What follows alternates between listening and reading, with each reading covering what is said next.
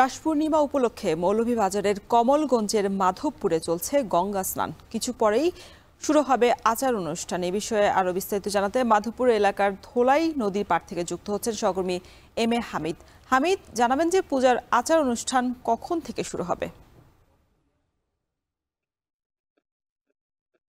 রওশন, আমি এই মুহূর্তে দাঁড়িয়ে আছি কমলগঞ্জ উপজেলার মাধবপুর ইউনিয়নের ধলাই নদীর পাড়ে। দেখতেই পাচ্ছেন আমার পিছনে এখন পর্যন্ত গঙ্গা স্নান শুরু চলছে।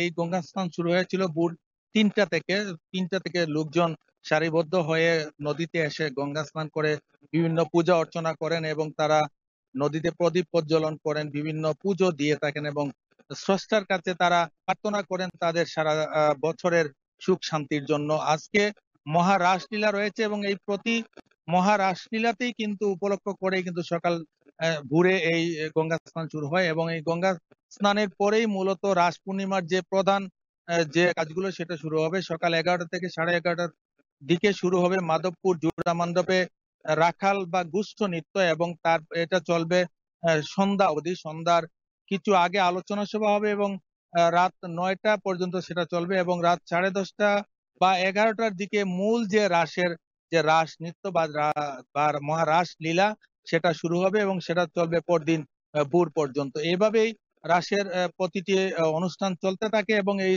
আপনার মাধ্যমে দর্শকদেরকে জানিয়ে দিতে চাই যে এই বছর মাধবপুর জুড়া মণ্ডপে 182তম রাস উৎসব পালিত হবে এবং অপরদিকে আদমপুর সানা ঠাকুরের মন্দিরে 39তম রাস উৎসব অনুষ্ঠিত হবে এবং এই রাস উৎসবকে ঘিরে 1 মাস আগে থেকে কিন্তু এই এলাকায় সাজ শুরু হয় এবং বিভিন্ন বাড়িতে কিন্তু রাখাল নৃত্য এবং রাস নৃত্য প্র্যাকটিস শুরু হয় এবং তারা সেগুলো করেন এবং ফাইনালি তারা যখন রাসের দিন আছে আজকে, তো এই দিন উপলক্ষে তারা এই পূর্ণিমা তিথিতে তারা মূলত এই অনুষ্ঠানগুলো করে থাকেন। আমি অনেকের সাথে কথা বলেছি, তারা বলেছেন যে কার্তিক মাসকে তারা সাধারণত দামোদর মাস বলে থাকেন এবং এই মাসে পুরো মাসটাই কিন্তু তারা উপবাস বা বিভিন্ন পূজা পূজা অর্চনা করে থাকেন এবং এই পূজা অর্চনার পরে যখন রাস পূর্ণিমাটা উদয় হয় তখনই তারা মূলত তারা সেখানে গঙ্গা স্নানে যান এবং বিভিন্ন পূজা অর্চনা করেন। এখান থেকে গিয়ে মন্দিরে কিন্তু